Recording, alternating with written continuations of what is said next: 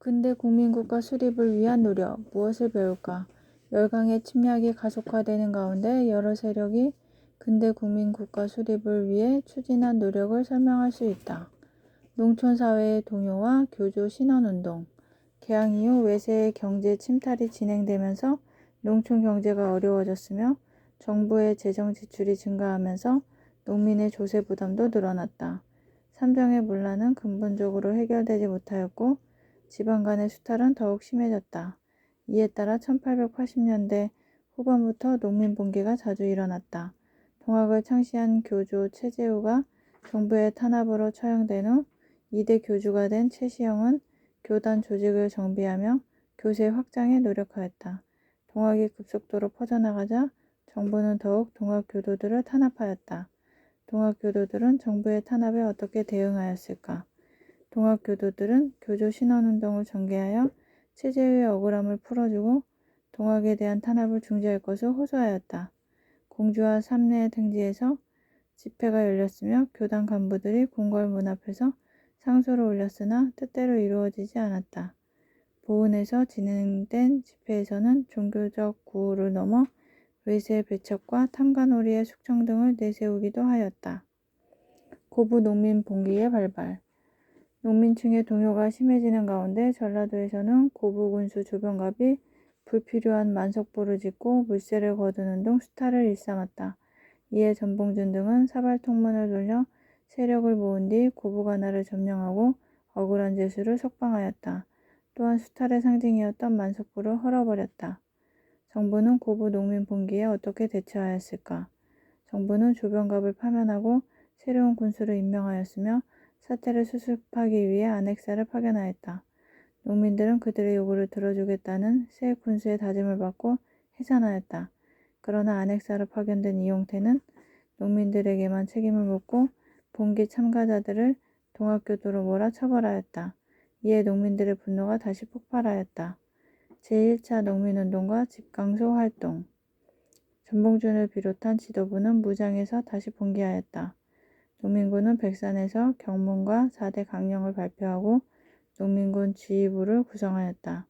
이후 전라 감영에서 보낸 군대를 황토현에서 격파하고 여러 고을을 점령하였다. 정부는 홍계훈이 지휘하는 군대를 파견하였으나 농민군은 장성, 황룡촌에서 이를 격파하였다. 북상을 계속하던 농민군은 마침내 전주성을 점령하였다. 정부는 농민군 진압을 위해 청해 구원을 요청하였지만 텐진조약과 거류민 보호를 구실로 일본군까지 출병하였다. 정부는 양국 군대를 철수시키기 위해 농민군의 패전 개혁안을 수용하는 대신 농민군이 전주성에서 철수한다는 내용의 전주 화약을 체결하였다. 농민군이 전주성에서 철수한 후 전라도 50여 개 군현에 집강소가 설치되었다. 농민군은 집강소를 중심으로 탕가놀이와 악덕지주의 처벌, 봉건적 신분차별 폐지 등 각종 개혁을 실천하였다.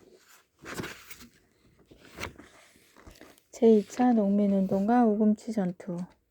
농민군과 전주 화약을 체결한 조선정부는 청군과 일본군의 철수를 요청하였다. 그러나 조선에 출병한 일본군은 조선정부의 철수 요구를 무시하고 경복궁을 침범한 뒤 조선의 내정에 간섭하였다.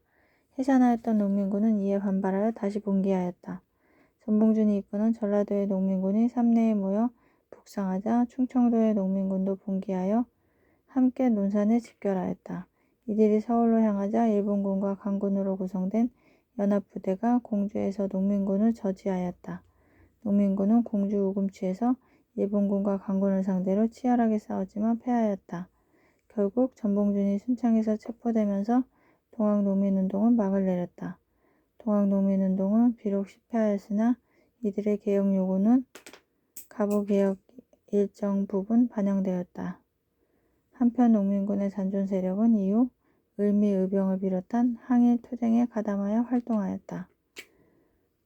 탐구교실, 동학농민운동의 전개와 성격. 동학농민군은 새로운 세상을 꿈꾸며 동학농민운동을 전개하였다. 다음 자료들을 통해 동학농민운동의 전개 과정과 개혁 내용을 파악해보자. 자료 1. 전봉준의 재판 기록. 재판을 받으러 가는 전봉준. 부상을 입은 전봉준이 들것에 실려 나주 수사청에서 법무하문으로 이송되고 있다. 신문자. 작년 3월 무슨 사연으로 고부 등지에서 민중을 모았는가? 신문자. 흩어져 돌아간 후에 무슨 일로 다시 군대를 일으켰는가? 전봉준. 안핵사 이용태가 내려와 의거 참가자 대다수가 일본 농민이었음에도 모두를 동학교도로 통칭하고 체포하여 사륙하였기에 군대를 일으켰다. 신문자. 전주 화약 이후 다시 군사를 일으킨 이유가 무엇인가? 국사편찬위원회 동학난기록. 동학농민군의 패전개혁안. 직강소의 활동. 민족기록화. 농민군의 힘이 강한 곳에서는 직강소가 실제적인 통치 기능을 수행하기도 하였다. 탄관오리는 제 몫을 조사하여 모두 엄벌에 처한다. 불량한 유림과 양반들을 징계한다. 5. 노비문서를 불태워 없앤다. 6. 모든 천인들의 대우를 개선하고 백정이 쓰는 평양갓을 없앤다. 7. 젊어서 과부가 된 여성의 재가를 허락한다. 8. 규정 이외의 모든 잡다한 세금은 일체 거두지 않는다. 9. 관리 채용에는 문벌을 타파하고 인재를 등용한다. 10. 외화 내통한 자는 엄벌에 처한다. 11. 공사체를 불문하고 농민이 이전에 진 빚은 모두 무효로 한다. 12. 토지는 균등히 나누어 경작하게 한다. 오지영 동학사. 동학농민운동의 전개. 사진은 1893년 11월 전봉준을 비롯한 동학간부 20여 명이 고부성 조병갑 처형 등을 결의하고 만든 사발통문이다.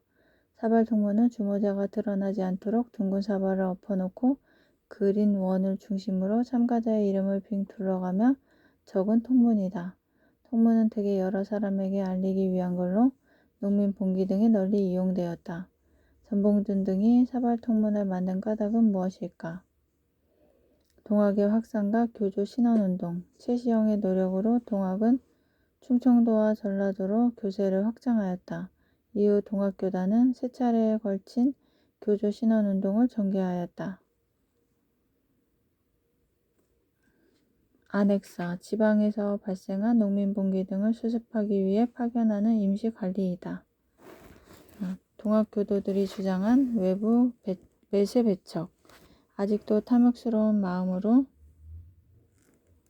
다른 나라에 온거하여 공격하는 것을 으뜸으로 삼아 혈육을 본업으로 삼으니 진실로 무슨 마음이며 필경 어찌 하자는 것인가. 하늘은 이미 너희들을 증오하며 스승님은 이미 경계하였으니 안위의 깃틀은 너희가 취함에 달려있다. 뒤늦게 후회하지 말고 빨리 너희 나라로 돌아가라.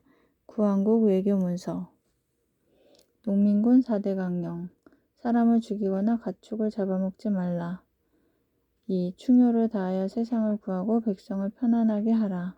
3. 일본 오랑캐를 몰아내고 나라의 정치를 깨끗하게 하라. 4. 군대를 몰고 서울로 쳐들어가 건세가와 귀족을 모두 없애라. 정교 대한개념사. 백산에서 발표한 농민군의 경문. 우리가 의를 들어 이에 이르렀음은 그 뜻이 결코 다른 데 있지 않다. 백성을 도탄에서 건지고 국가를 반석 위에 두고자 함이라. 안으로는 탐악한 관리의 머리를 베고 밖으로는 횡포한 강적의 머리를 구축하고자 함이라. 오지영 동학사.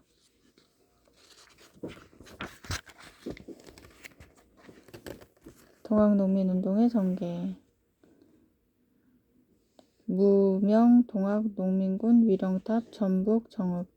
동학농민운동 100주년 기념으로 사발통문의 작성지에 건립한 위령탑이다. 동학농민운동에 참여한 이름 없는 농민들을 기리기 위해 건립되었다.